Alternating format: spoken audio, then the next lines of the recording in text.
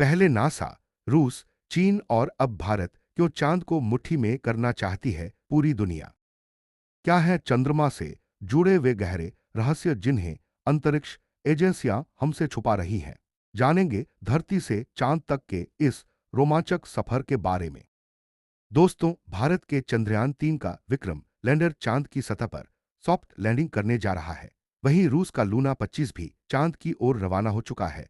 2024 में नासा अपने Artemis programme के तहत एक बार फिर वैज्ञानिकों को यानी एस्ट्रोनॉट्स को चांद पर भेजने वाला है और चीन भी जल्द ही एक और मून मिशन करेगा।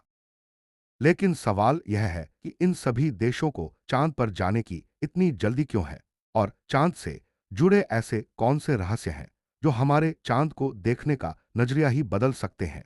तो जल्दी से अपनी कुर्सी की पेटी बांध लें और इस वीडियो को पूरा देखें। धरती से चांद तक का सफर। चांद हमसे 3,84,000 किलोमीटर दूर है। अगर हम सीधा रास्ता पकड़े तो इसी दूरी को तय करके चांद की सतह पर पहुंच सकते हैं, लेकिन भारत के चंद्रयान 3 को चांद तक पहुंचने में 42 दिन लगेंगे, क्योंकि इसने चंद्रमा की तरफ जाने का अंडाकार रास्ता चुना है। इसमें पहले यह पृथ्वी के चक्कर लगाएगा, फिर धीरे धीरे आगे बढ़ते हुए चांद की कक्षा में। लेकिन अमेरिका और रूस वाले सीधा रास्ता पकड़ते हैं, जिससे वे केवल 4 से 5 दिनों में चांद पर पहुंच जाते हैं। अगर आपको चांद पर जाना है तो सबसे पहले स्पेस सूट पहनना होगा, क्योंकि वहां ऑक्सीजन नहीं है। चांद की गुरुत्वाकर्षण शक्ति यानी ग्रेविटी पृथ्वी से 6 गुना कम है। इसलिए अगर पृथ्वी पर आपका वजन 60 किलोग्राम है तो चांद पर यह केवल 10 किलोग्राम ही रह जाएगा। इस कारण शुरुआत में आपका बैलेंस बिगड़ सकता है और आप चलने की बजाय उछलते हुए गिर भी सकते हैं। चांद की सतह सूखी, रेतीली और पहाड़ी है। यहाँ बड़े बड़े गड्ढे हैं जो करोड़ों सालों से उल्कापिंडों की बारिश के कारण बने हैं। ये गड्ढे 100 सेंटीमीटर से लेकर 25 किलोमीटर तक बड़े हो सकते हैं। चांद की मिट्टी, जिसे लूनर सॉइल कहते हैं, ज्वालामुखी राख जितनी पतली होती है और इसका रंग सीमेंट की तरह होता है। चांद पर नमी न होने के कारण अगर आप इस पर कदम रखेंगे तो आपके पैरों के निशान हमेशा के लिए बने रह जाएंगे। यही कारण है कि नील आर्मस्ट्रॉन्ग और बज एल्ड्रिन के पैरों के निशाने आज भी चांद पर मौजूद हैं।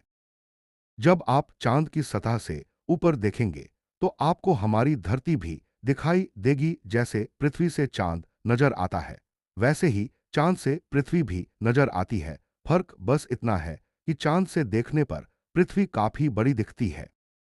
अगर आप चांद पर घूमेंगे तो आपको भूतकाल के स्पेस मिशंस के छोड़े हुए स्पेसक्राफ्ट और प्लास्टिक बैग में भरा हुआ कचरा भी दिख सकता है। नासा के 12 एस्ट्रोनॉट्स जो चांद पर गए थे, उन्होंने वहां खाने के रैपर्स और बिस्किट पैकेट तक फेंके थे।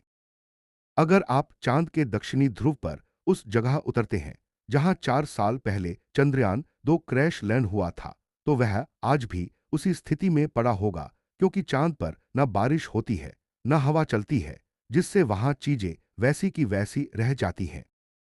चांद पर खतरनाक उल्कापिंडों की बारिश। आपने सुना होगा कि अंतरिक्ष में उल्कापिंडों की बारिश होती है।